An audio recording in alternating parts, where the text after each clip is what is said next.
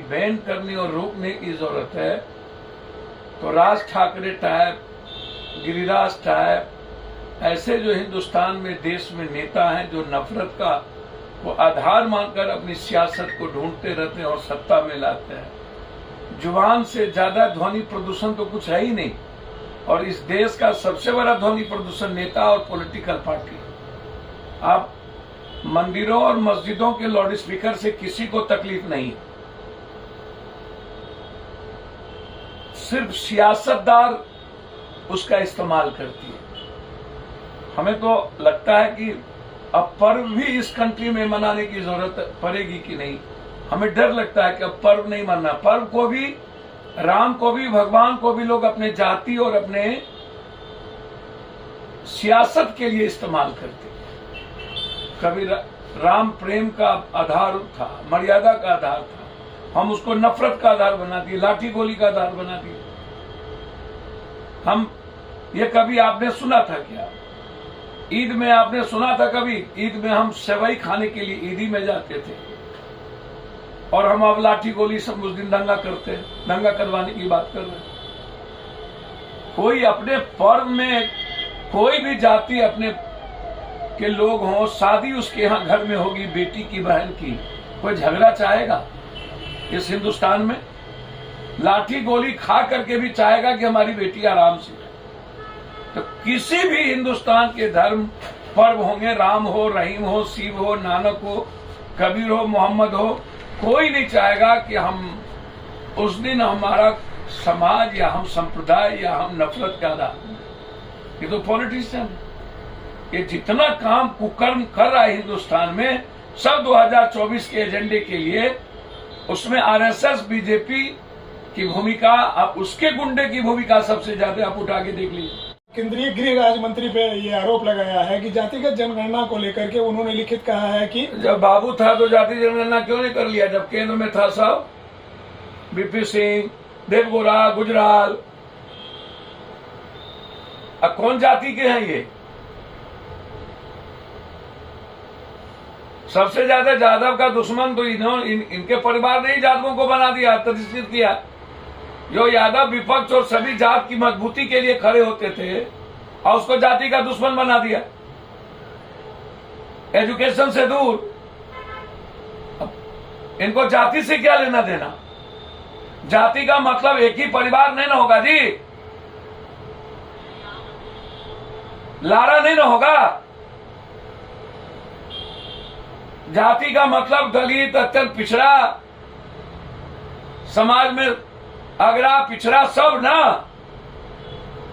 जाति जनगणना इनको चुनाव के वक्त तो ये बोलते क्यों नहीं है यूपीएससी के सवाल पर, आरक्षण के सवाल पर? अब बिहार विशेष राज्य जाति जनगणना इनके एजेंडे में है, तो सबसे ज्यादा जाति जनगणना का विरोध तो जिसके मंच पर ही गए थे वही कर रहे। तो पहले उनसे पूछ ले, अब तो उनके गुरु हो गए, ये शिष्य हो गए उनके। कल जो बेमौल लोग थे, इनके घर में कोई ऐसा यादव लीडर है मुस्लिम जिसका अपमानित नहीं हुआ? क्या हुआ साबुद्दीन जी का? क्या हुआ उनके परिवार का? क्या हुआ फातमी का, तस्लीमुद्दीन का? क्या हुआ दलित में रमे राम का, अशोक चौधरी का, श्याम रजक का?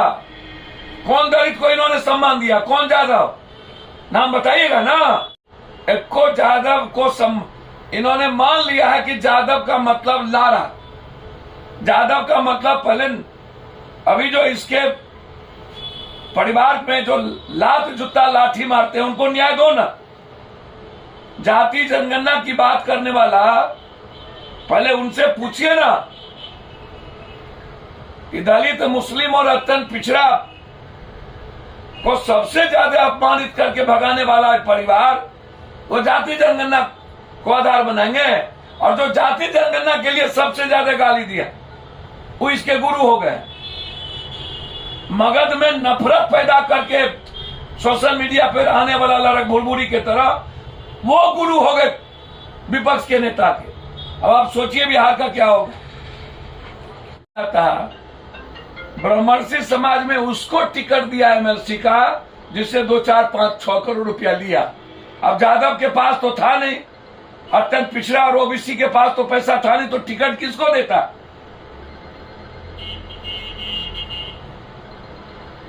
इसीलिए ब्रह्मर्षि समाज राजनीतिक, सामाजिक, सांस्कृतिक और शैक्षणिक और आर्थिक रूप से मजबूत विचारधारे वाले लोग हैं। वो इन दो नवसिखुए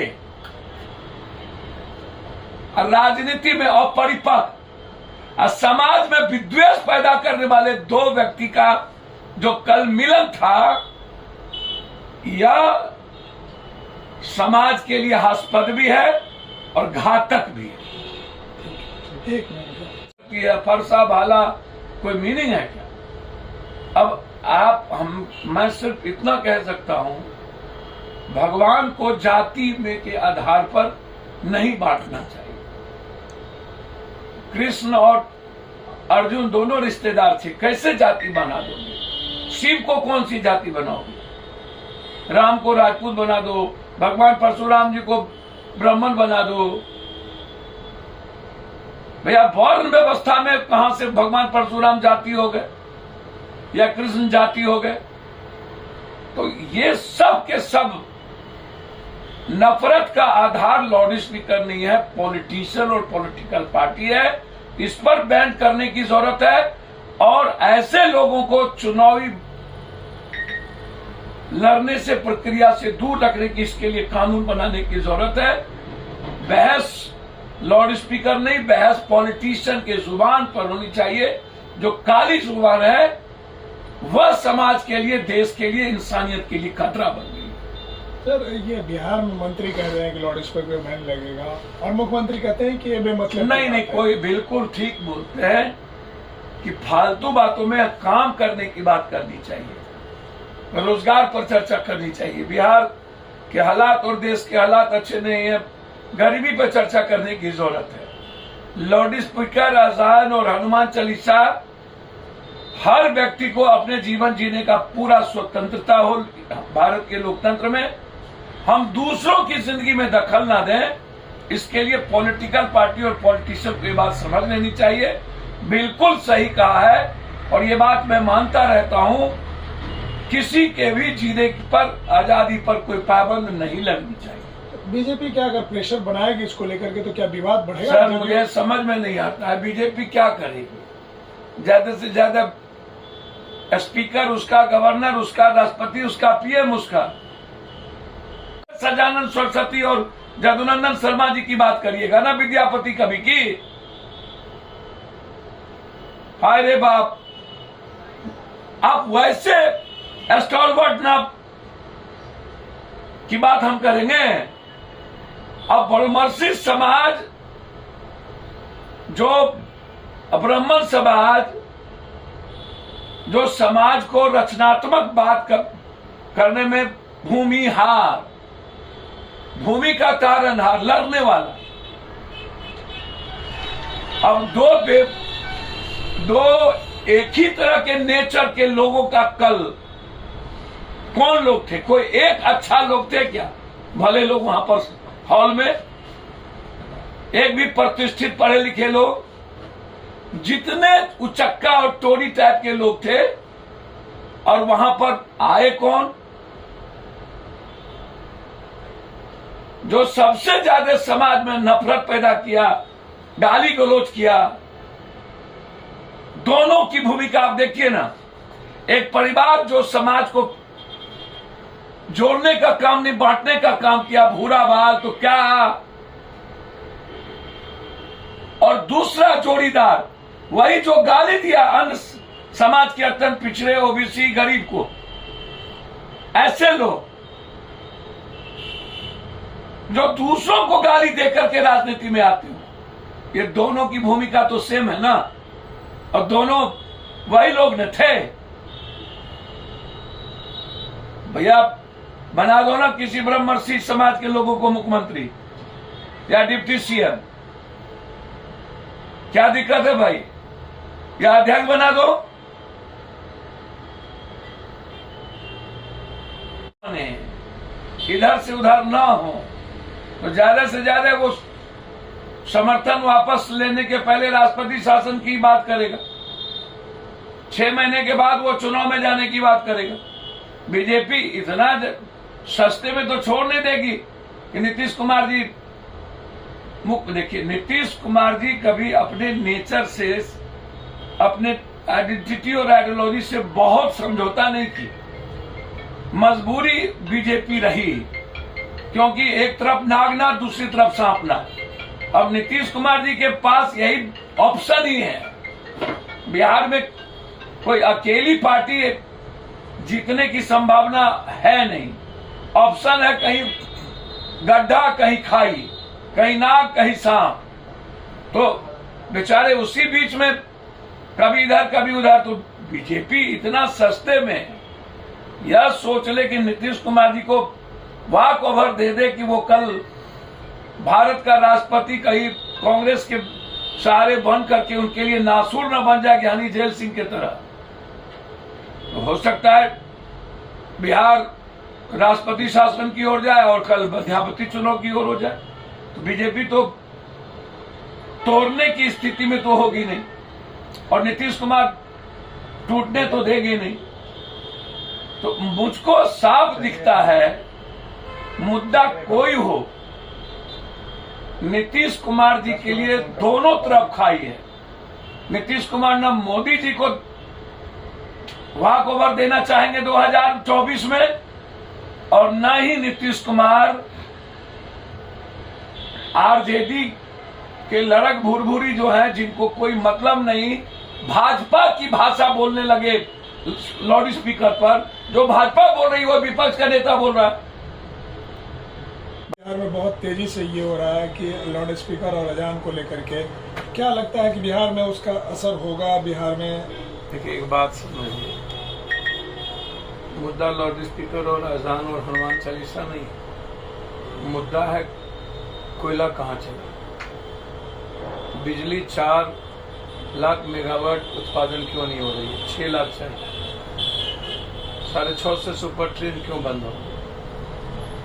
बिजली भाजपा शासित राज्यों में 9 घंटा, 12 घंटा, 18 घंटा गैप कहाँ रहती है? मुद्दा है कि जो रोजगार संकट में क्या है, आर्थिक संकट हो गई, बिजली संकट हो गई, आप महंगाई संकट हो गई, रोजगार संकट हो गया। ये संकट का देन कौन है? RSS, BJP, Modi. कौन है संकट के देन? और उस संकट को बांटने के लिए आप नए नए एजेंडा तय करते हैं। कभी आप पिक्चर, तो कभी आप हनुमान चालीसा। पटना में हनुमान मंदिर पर जब लाउड स्पीकर बजता है तो अजान बंद हो जाता है, और अजान होती है तो लाउड स्पीकर बंद हो जाता है। आप रिश्ते को देखिए ना, बिहार की जो संस्कृति है वो सनातनी है। मैं समझता हूं कि किसी भी कीमत पर कोई भी जाति, धर्म, मजहब के लोग, बहुसंख्यक लोग यहाँ नफरत का आधार नहीं है, प्रेम का आधार, सांप्रदायिकता का आधार नहीं है। नीतीश कुमार हो या कोई भी पॉलिटिशियन हो, यदि मैं बीजेपी और आरएसएस के जहर को छोड़ दूं तो लगभग जो भी दल हैं उसमें कहीं न कहीं सौहार्द का, चाहे वो जाति के खिलाफ नफरत की बात हो या किसी संप्रदाय, मजहब के खिलाफ। कहीं गए नहीं मुजफ्फरपुर में एक भी विपक्ष को इस्तेमाल करना है मुसलमान और दलित और गरीबों को। वो इस्तेमाल करने की चीज है। वो आप इतने समझो कि डराती है। मुसलमान या दलित विपक्ष के लिए कोई मुद्दा नहीं है। वो खैरात में वोट मिलता है। इसीलिए रामनवमी के दिन की घटना देख लो, कुछ नहीं बोला विपक्ष, और लाउड स्पीकर पर भाजपा की भाषा बोला विपक्ष। उसको यह है कि हम मुसलमान या दलित की बात न करके और जातियों का वोट हमको कैसे मिले। ये मुद्दा है उसके लिए। आप और जातियों की बात कर रहे हैं, अमित ये है तेजस्वी A to Z के लिए अब भैया हमको एक बात बताइए, कुर्मी है A to Z। परशुराम जयंती में उनके जाने को लेकर सियासी भैया मुझको सुनिए ना, एक बात बोलूं। परशुराम, भगवान परशुराम जयंती कोई स्टॉलवर्ट दुनिया में भगवान कोई जाति नहीं ना मनाएगा हो।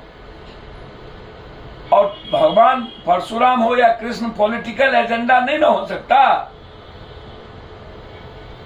अपनी जमीन और अपनी दुकान इन कई सारे जो समाज में तिरस्कृत है, लफुए लोग हैं, जो भागे लोग हैं, जिसका कोई औचित्य नहीं है।